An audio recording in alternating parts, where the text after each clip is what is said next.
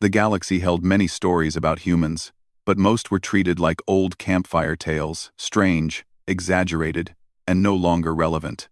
To Queen Sorin Valhera of Vareth Prime, humans were nothing more than myths told by soldiers who wanted to brag about ancient wars.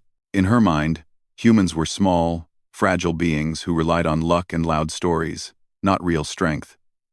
Her people, the Varethi, were tall, powerful, and disciplined. Their empire spread across 7 star systems, and no species dared challenge them. So when her advisors brought her a strange message one quiet morning, she did not even lift her eyes from the holographic documents floating in front of her. The palace hall was calm, sunlight passing through massive crystal windows as she signed trade agreements. Everything was peaceful until her commander cleared his throat.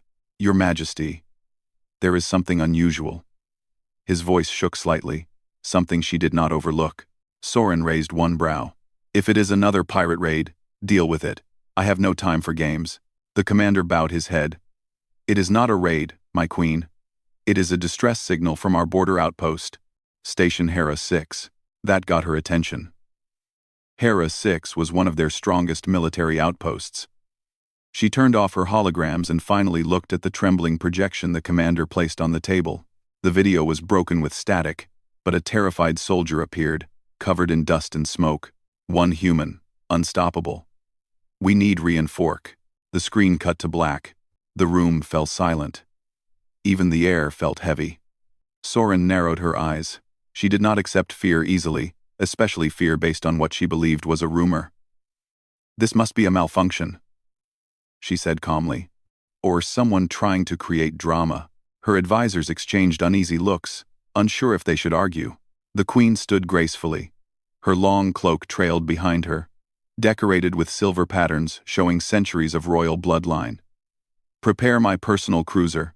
I will visit Hera 6 myself." Her advisors gasped. Queens never traveled to damaged outposts. It was dangerous, unpredictable, and unnecessary.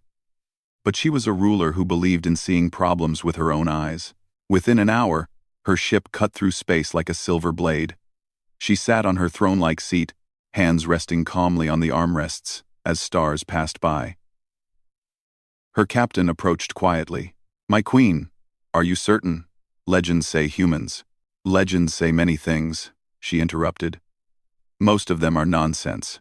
I want facts." But even as she spoke with confidence, a small seed of curiosity grew in her chest. The journey was short, and soon the great outpost came into view. Or rather, what was left of it. Hera 6 had always been a bright metal fortress on a barren moon. Now it was covered in burn marks, fallen towers, broken walls, and shattered turrets. Smoke curled from the main hangar. Her soldiers stepped out first, scanning the area. She followed behind them, her boots crunching softly on broken metal shards.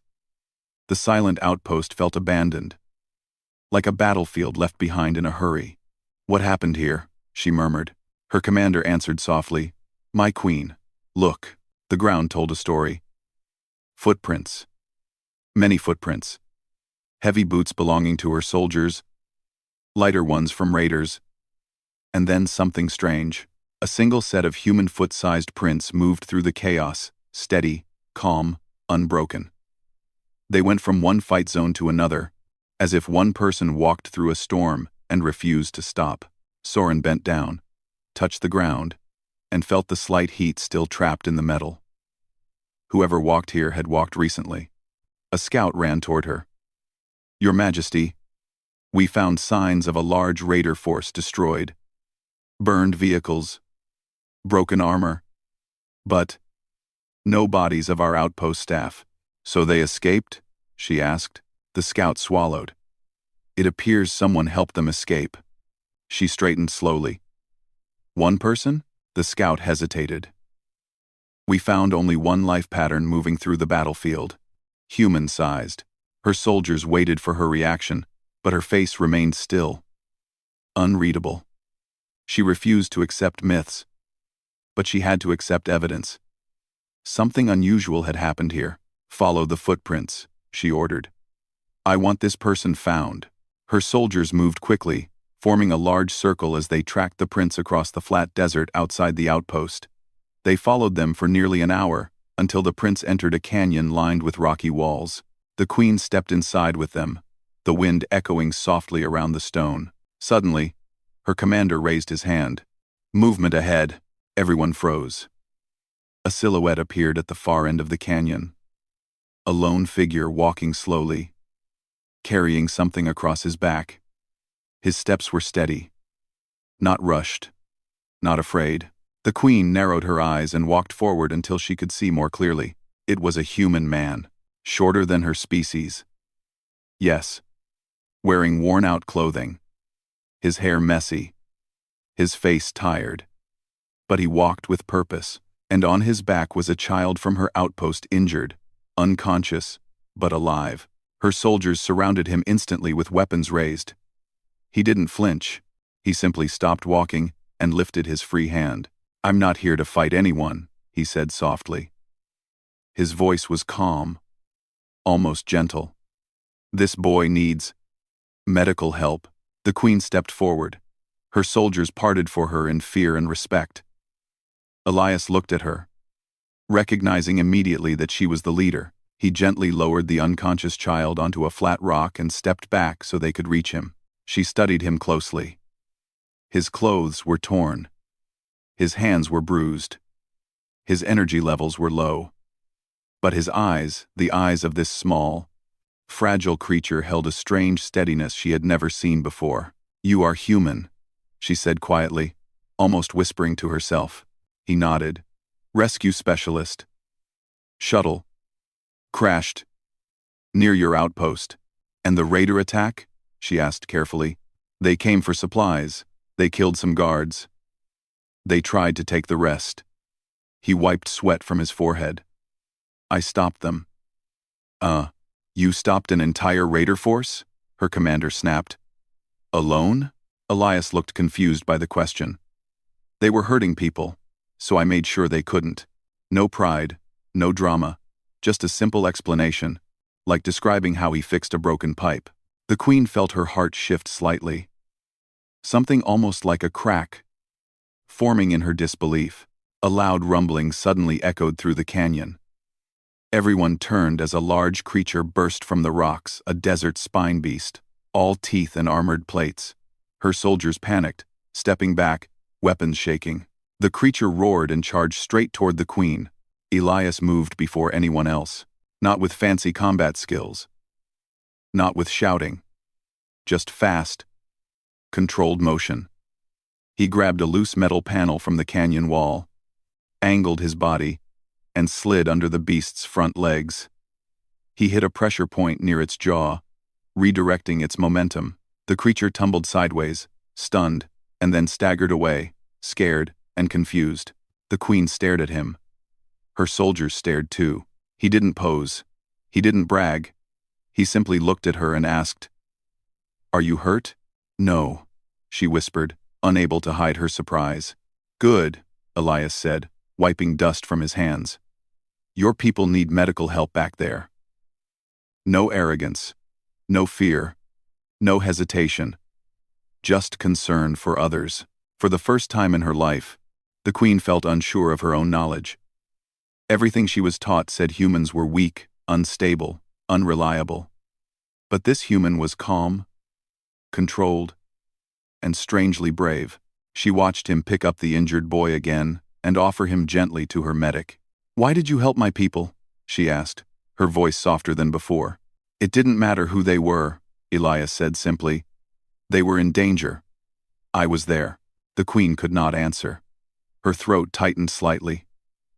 She turned away so no one would see the unusual emotion in her eyes. Her soldiers formed a protective ring around Elias as they walked back toward the outpost remains.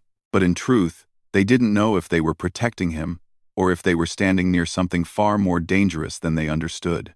The queen walked beside him, silently observing. His breathing was heavy, his shirt burned in places, and yet he remained steady. She had seen thousands of warriors. None were like him.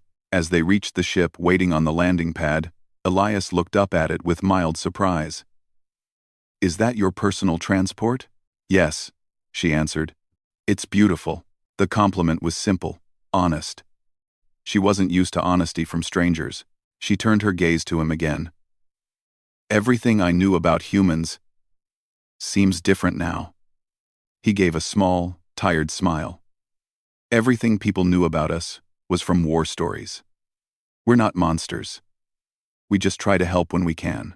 She looked away, feeling a strange warmth inside her chest. A warmth she couldn't explain and wasn't ready to confront. As her soldiers began escorting him onto the ship, the Queen realized something unsettling. This one human, quiet, exhausted, gentle, had already changed the entire way she saw the galaxy, and she wasn't sure what that meant for her empire, or for herself. The Queen's flagship rose from the moon's surface like a silver mountain, lifting into the sky. Elias stood quietly near the ramp, tired but steady, while Verithi's soldiers kept glancing at him with a mixture of surprise and caution. None of them understood how a small, unarmored human had walked through a battlefield their own warriors couldn't survive. And Elias didn't seem interested in explaining. He simply waited as the Queen oversaw the wounded being taken aboard. Queen Soren walked toward him with graceful steps, her cloak moving softly behind her. She kept stealing small glances at him, trying to understand his calmness. Humans were supposed to panic in danger. They were supposed to break easily. But this one stood like he belonged on a battlefield. You will be examined by my medics, she said. Elias nodded. Make sure the outpost survivors go first. Some of them were hurt worse than me. She stared at him. You realize you carried an unconscious boy across a canyon, survived an attack, and fought raiders. You should rest. He shrugged lightly. I'll rest after everyone else is safe. That single sentence made her pause. So simple, yet so rare. Most species, hers included, placed status and safety above strangers. But this human kept putting others before himself, without hesitation. Her commander leaned toward her and whispered, My queen. Humans act oddly. Be careful with him. Quote, she gave him a quiet look. He is not a threat. Her commander did not argue further, but his eyes stayed on Elias with unease. Inside the ship, the halls glowed with blue light, the air warm and clean. Elias walked slowly, following a medic who insisted he needed scans. Soren walked beside him, watching him take in the ship's beauty. Despite everything he had been through, he still found time to appreciate his surroundings. This vessel is amazing, Elias said quietly. Its design is so smooth, almost alive. Aware. Adios. Ingesting. Adios. Adios. And work. Adios. Adios. Adios. Adios. Adios. Adios. The Queen blinked, surprised he noticed details most ambassadors missed. It is one of our oldest royal ships, she replied. Built to last centuries. It looks like it has, he said with a faint smile. Something warm flickered in her chest at that smile. She turned her face away quickly before he noticed. When they reached the medbay, the room lit up with soft green light. The medic scanned him with a small floating drone. Elias sat patiently while the machine hummed. The medic frowned at the readings. Your body is overheating. You have bruised ribs. Your muscles are on the edge of collapse. How did you walk all the way here carrying a child? Elias rubbed the back of his neck. Slowly. The medic didn't find the answer funny, but the Queen let out a quiet breath that was almost a laugh. Almost. The medic applied cooling pads and a stimulant patch to Elias's arm. Do not move too much. You need rest. Fine, he said, even though his eyes were already studying the next room where injured Verithi lay. You are not checking on them, the medic ordered firmly. Elias sighed. Just a quick look. No. He slumped back onto the bed like a scolded child. The Queen found herself smiling lightly again. She was beginning to understand human nature. They were stubborn, especially when it came to helping others. While he rested, she contacted her council from the bridge. They appeared as shimmering holographic figures. Your Majesty, we received your report, one advisor said nervously. A human was truly involved? Yes, she replied calmly. Another advisor frowned. Impossible. Humans disappeared from our borders long ago. They were said to be dangerous, reckless, unpredictable. Soren's eyes narrowed. This one saved an entire outpost. The council whispered among themselves. What are your intentions toward him? One asked. He is under my protection, she said firmly. Her advisors exchanged worried looks. Some seemed afraid, others unsure. But Soren ended the call before they could argue. She was their queen. She made decisions. And she did not make mistakes, at least. She told herself she did not. Later, she returned to the medbay and found Elias sitting on the edge of his bed, swinging his legs slightly like he was impatient. The medic scolded him again, but he barely listened. You are not resting, she said. I rested for 10 minutes, he replied. That's good enough. For a human or for you personally? She asked. He looked at her as if he didn't understand the difference. Both? She shook her head, trying not to smile. You are unusual, Elias Ward. He shrugged again. Humans are built to keep going, especially when someone needs us. The queen tilted her head. Is that why your species was feared? Elias's expression changed. His eyes softened with something she could not name. We weren't feared because we were cruel, he said quietly. We were feared because we didn't quit. Even when we should have. The queen fell silent. She had heard countless stories about humans, savage soldiers, ruthless conquerors, uncontrollable fighters, but none matched the man sitting in front of her. He continued in a gentle voice. Humans don't want war. We only fight when someone is hurt, or when we have no choice. She studied him carefully. His body was small compared to her kind, but his presence felt impossibly large. She wondered how many times he had risked his life for strangers, how many battles he had survived, how many wounds he carried quietly inside. Before she could ask more, the ship shook violently. Alarms blared, lights flickered. The entire vessel trembled as if hit by a giant hand. The queen immediately shifted into command mode. Report. Her captain's voice echoed over the speakers. Your Majesty, we were struck by debris from subspace. Deck 12 is damaged. The engine's cooling chamber is overheating. The queen's eyes widened. If the cooling chamber exploded, the ship could lose power or worse. She pressed her communicator. Send engineers. Seal the area. Already trying, the captain replied. But the internal doors are jammed. Without thinking, Elias stood up. Where is Deck 12? He asked. The queen frowned. You are injured. He stepped forward. Where, Soren? The sound of her name spoken by him startled her for a moment. But she quickly regained her focus. Follow me. She led him through the halls at a running pace. Soldiers ran past them carrying tools and fire suppression units. The air grew hotter as they approached the lower decks. Smoke lightly filled the corridors. When they reached the door to the damaged chamber, sparks shot from the control panel. The metal was glowing red. It's stuck, the queen said. Our engineers will take several minutes to bypass it. Minutes we don't have, Elias said. Before she could stop him, he took a deep breath and pressed both hands against the burning panel. The heat should have forced him back instantly. But he ignored it, forcing the metal cover off with a grunt. What are you doing? She called out. Manual override, he replied through clenched teeth. The metal burned his palms, but he kept going. With quick movements, he disconnected two main power lines. The engine noise immediately softened, the overheating slowing just enough to save the ship. His vision blurred, but he stood still until the final warning light turned from red to yellow. Only then did he step back. The queen grabbed his arm to steady him. His skin was hot, too hot, and yet he looked at her with a small, tired smile. It's safe now. Her voice trembled slightly. You risked your life. He blinked slowly. People were in danger. That does not explain why you... That is the explanation, he said softly. She stared at him.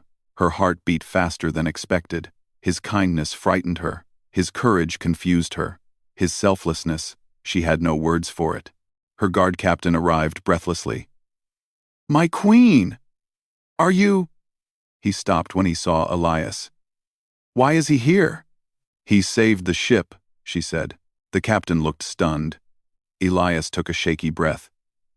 "I just did what anyone would do." "No," the queen whispered. "Not anyone." For a moment, they stood in silence, surrounded by the fading smoke and cooling metal. Her world was shifting. Everything she believed about humans was turning into something new and impossible to ignore.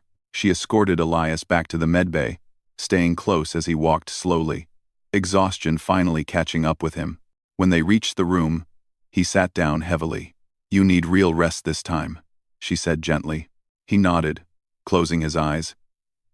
"I'll rest, but wake me if someone needs help." The queen felt something warm bloom inside her chest again, something she could no longer deny or push away. She could not understand this human, but she wanted to. She turned off the lights slightly, letting him sleep. As she stepped out of the medbay, she whispered to herself, "This human may change everything." And deep in her heart, she knew she was right. Elias slept for almost 6 hours, longer than he meant to. His body finally demanded rest after everything he had done walking across the desert, saving survivors, fighting raiders, stopping a charging beast, and preventing the Queen's flagship from overheating. The medbay was dim and quiet, with soft blue light surrounding him. His breathing was even, though traces of exhaustion still clung to his face. Queen Soren stood near the doorway the entire time. She did not need to be there. She could have left him in the care of her medical team. But she found herself returning again and again, checking if he was breathing normally, if his temperature had cooled, if the patch on his arm was working. She had never guarded anyone's bedside before. When he finally opened his eyes, she straightened quickly, pretending she hadn't been watching. But he saw her immediately, and his tired smile returned. "Did I oversleep?" he asked softly. "You almost melted my ship earlier," she replied. "So yes, I allowed it," he chuckled. "Thanks." Her lips twitched, close to a smile, but she held it back. "Are you feeling better?" "A lot," he said, stretching slowly. "Still sore, though." "You nearly burned your hands off," she reminded him. "That happens sometimes." She stared at him in disbelief. "To humans?" "To me," he corrected gently. "Not all humans do this sort of thing." She leaned against the wall, studying him again. "Then tell me, Elias, what kind of human are you?" He didn't answer immediately. He looked down at his bandaged hands as if the answer was written there. "I didn't want to be a soldier. I trained as a rescue specialist. My job is to run toward danger, not because I like it, but because someone might need help." She felt something warm sink deeper inside her chest, the kind of warmth that unsettled her, made her breathe slower. Before she could respond, her captain's voice echoed through the medbay speakers. "My queen, we are approaching the capital.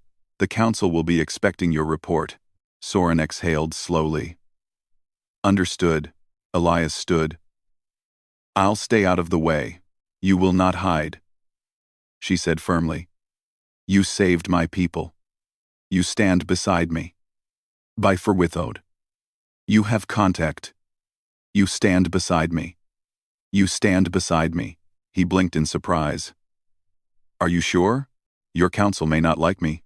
"Then they will have to adjust," she said, turning toward the door. "Come." He followed her silently.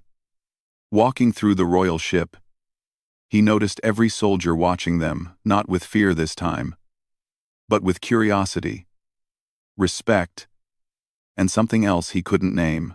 The story of his actions had already spread. The man who fought raiders alone. The man who saved the flagship from overheating.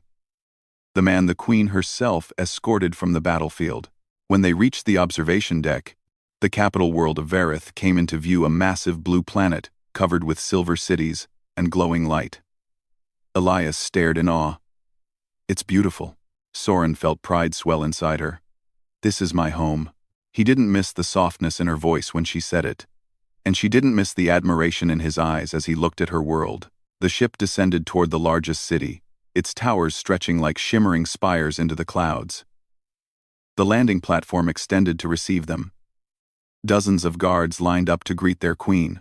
As she stepped out, the crowd lowered their heads in respect. Then their eyes shifted to Elias. Whispers started instantly. That is the human? He looks small. He survived Hera 6 alone? That cannot be right. Soren walked beside him proudly, ignoring the murmurs. Her presence alone silenced most of them. She led him toward the council hall, an enormous structure with walls carved from white stone and inlaid with sparkling crystal veins. Inside, 12 council members sat in a circle. They stiffened when they saw Elias. One of them whispered something under his breath. Another narrowed her eyes. The queen stepped onto the central platform. "We have much to discuss," she announced. Elias remained a step behind her, respectful but alert. The council members directed their attention toward the queen. "Your Majesty, we reviewed your initial report," one began carefully. "You claim one human defended our outpost from raiders?" "I do not claim," Soren corrected softly. "I witnessed the results." Another counselor frowned.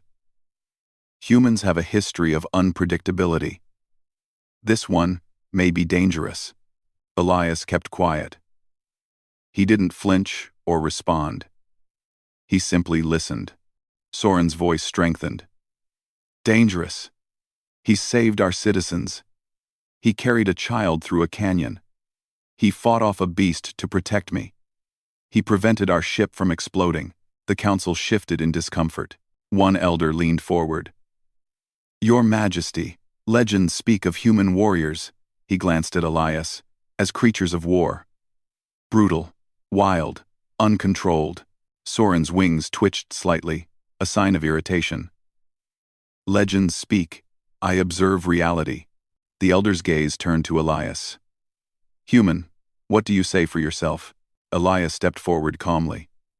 "I don't want to fight anyone. I only want to help people when they need it." His simple words echoed strangely in the grand hall. Counselors exchanged uncertain looks. They expected a threat, a challenge, something dramatic. Instead, he gave them honesty, but the tension remained. Another counselor spoke sharply. "Human, what do you want from our queen? Power? Reward? Access to our technology?" Elias blinked, confused. "I don't want anything."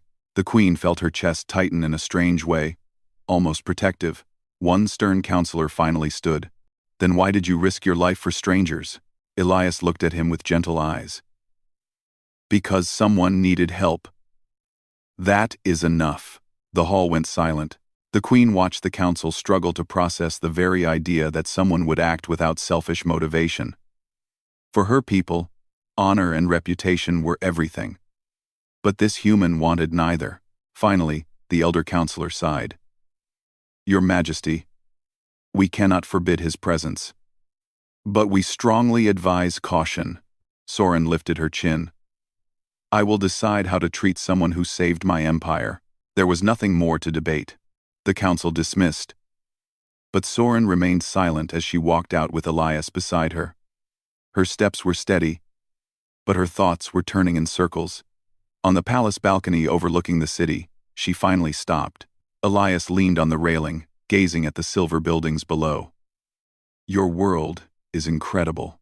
And you," she said quietly, "are confusing." He laughed softly. "I get that a lot." She turned to face him.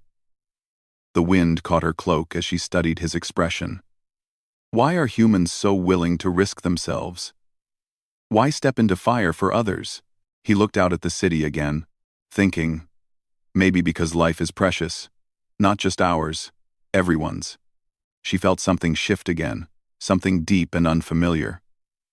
"Your people were feared because of this?" "People fear what they don't understand," he said. "Humans push limits. We keep going even when logic says we can't. That scares some species." "Does it scare you?" she asked. He shook his head slowly. "It scares me when I can't save someone." She looked at him quietly, absorbing every word. His honesty was disarming. His kindness dangerous.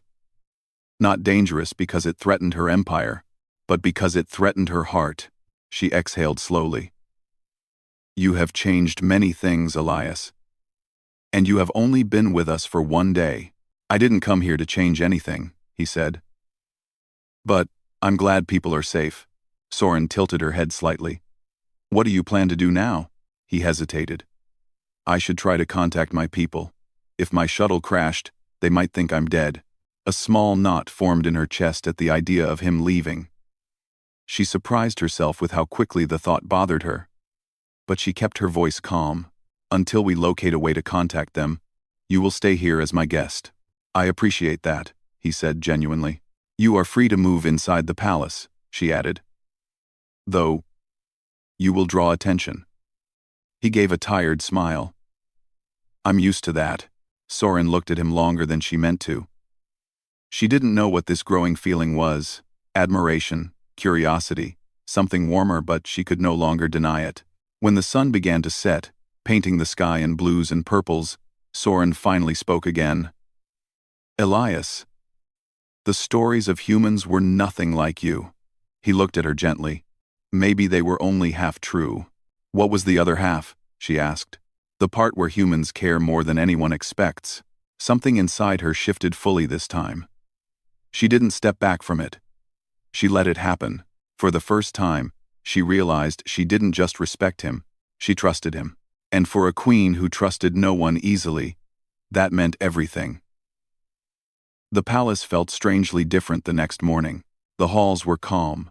The soft sunlight passed through tall crystal windows, and yet something in the air felt heavier, as if the world was holding its breath. Elias walked quietly beside Queen Soren as she led him to the royal command center. He noticed guards standing straighter than usual, their hands close to their weapons. Something was wrong. Even before the alarms sounded, he didn't ask questions. He simply matched his steps to hers, ready for whatever came next. When they entered the command chamber, the giant holoscreen glowed red with warning signals. The captain bowed quickly. My queen, an enemy fleet is approaching our borders. They demand immediate surrender. Soren folded her arms. Who leads them? The captain swallowed. General Rythar. Elias saw a flicker of anger cross her eyes. Your own general? Your own general. Former general, she corrected sharply. I stripped him of his title months ago. He disappeared. And now he returns with an army. The screen expanded to reveal Rythar's face, sharp, confident, and burning with resentment. His voice echoed through the chamber. Queen Soren, you grow weak. You rely on myths and outsiders. Surrender your throne, or my fleet will take it. Soren's jaw tightened. You will receive no surrender. Rythar smirked. Then your empire will learn what real power looks like. The transmission ended. Silence flooded the room. Elias watched her carefully. She didn't panic. She didn't show fear. But her shoulders stiffened, the only sign of the pressure she carried as a ruler. How many ships? She asked. 27 warships, the captain answered. We have 19 ready. Elias didn't understand their exact ship classifications, but he understood odds. Her people were brave, but they were outnumbered. What's their timeline? Soren asked. 2 hours, until they enter firing range. She breathed out slowly. Prepare the fleet. The captain hesitated. My queen, should we evacuate you? Her wings shifted sharply. No. I stand with my people. I stand with my people. Elias spoke softly. What can I do? Soren looked at him, and something unspoken passed between them. She trusted him now, not because he was strong, but because he was steady. You will come with me to the command bridge, she said. I want your eyes on the situation. Vol. He nodded without hesitation. The fleet prepared quickly. Ships lifted from docks, engines glowing bright blue. The skies turned into a web of motion. Elias stood beside the queen as they walked through the palace hangar toward her flagship. Soldiers bowed to her. Some bowed to him as well, unsure but grateful. As they boarded, the queen took her place in the center of the bridge. Elias stood to her right, hands resting lightly behind his back. He felt adrenaline stirring, but it didn't shake him. The crew moved quickly around them. The captain called out, Enemy fleet entering system in 30 minutes. Soren lifted her head. Open external channels. I want full visuals. The hologram expanded, showing stars bending into streaks as Rithar's ships emerged from hyperspace, large, dark vessels with crimson markings. Elias felt the tension rise around him. Soldiers shifted nervously. Officers whispered to each other. One officer spoke quietly. "My queen, if we lose the first volley." "We will not lose," she said calmly. Her voice steadied the room. Elias stepped closer. "What's their usual strategy?" Soren looked at him. "Rithar prefers overwhelming force in the first strike. He tries to break morale." "Then don't let him," Elias said. "Keep moving. Don't give him a still target." The captain blinked. "Human. These ships cannot dodge like fighters," Elias thought quickly. "Then don't dodge. Redefine the positions. Loop the formation. Make his calculations useless." Soren stared at him for a moment, then smiled faintly. "He is right. Rithar will aim where we should be, not where we will be." She turned to her officers. "Rotate formations every 20 seconds. Signal the fleet." Orders flew across the bridge. Crews scrambled to adjust the patterns. The Queen watched Elias again, surprised at how naturally he understood battle flow, even though he claimed not to be a soldier. Humans, she realized, adapted quickly. Almost frighteningly so. The enemy fleet drew closer. Soren stood tall, shields up, prepare for first contact. The bridge darkened. Warning lights pulsed softly. Tension rose like a wave before a storm. Then the first attack hit. A beam of red energy shot across space, striking where the Queen's flagship would have been if not for the new formation shift, Elias suggested. The blast missed entirely. Gasps spread across the bridge. Rythar's attack had failed. "Good call," Elias murmured. Soren did not take credit. "Your insight saved us." The enemy fired again. Again it missed. Rithar's face appeared on the screen, furious. "Soren, what trick is this?" She stood tall, eyes sharp. "Not a trick. Just someone you underestimated." Rithar turned his glare toward Elias. "The human? The myth? You let a creature of chaos guide your fleet?" Elias stepped forward calmly. "You should focus on your ships, General." Rithar snarled and cut the transmission. The battle began fully. Light exploded across space. Ships moved in sweeping arcs, rotating positions in rhythmic cycles.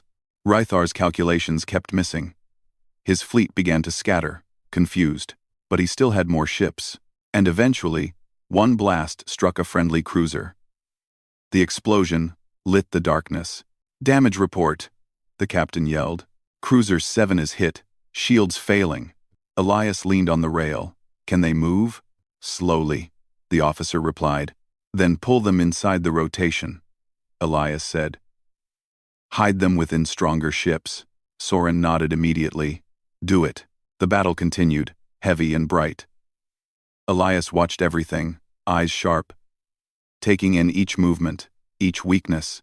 He wasn't a commander, he wasn't a general, but he saw patterns in danger the way others saw shapes in the clouds. "Rithar is trying to split your formation," he said. "I see it. He'll overextend his right flank, press there." She relayed the order. Moments later, 3 Varithi ships struck Rithar's exposed side, sending one of his vessels into a burning spiral. Soren turned to Elias.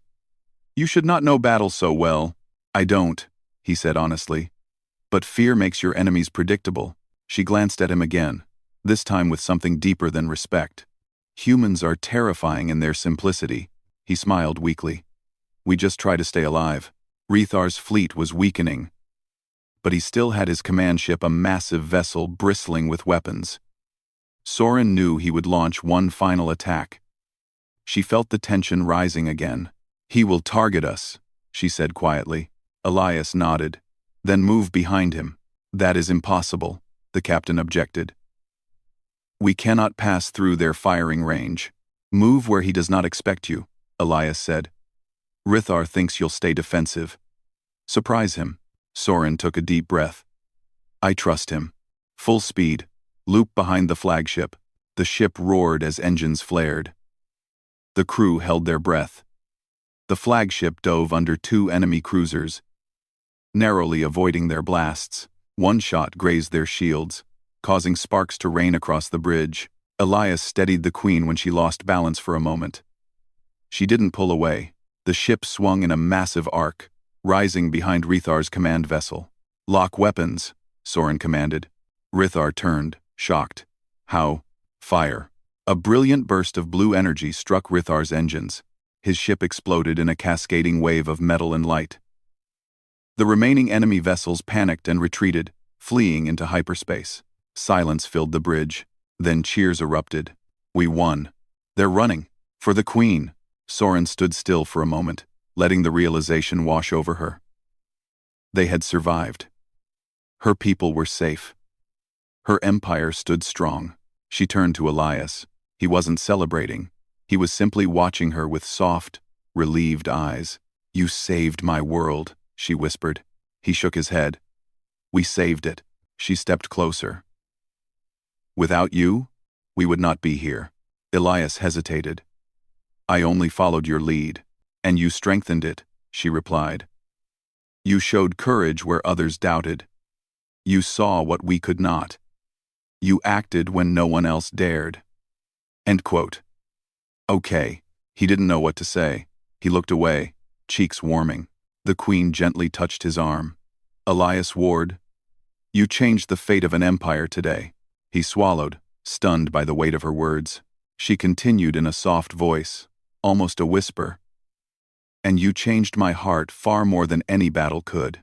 Elias looked up at her, meeting her gaze. Her eyes held something deep: gratitude, admiration, and a warmth she had never shown anyone before. He felt something shift inside him too. The crew slowly returned to their duties, giving the Queen and the human quiet space on the bridge. The stars outside shone brighter than before, as if celebrating their victory. Soren spoke once more, softly but with royal certainty. "I doubted human warriors existed. I doubted humans were more than myths. But then I met you." Elias felt his breath catch in his chest, and she finished with a gentle smile he had never seen from her before. "And then, everything changed."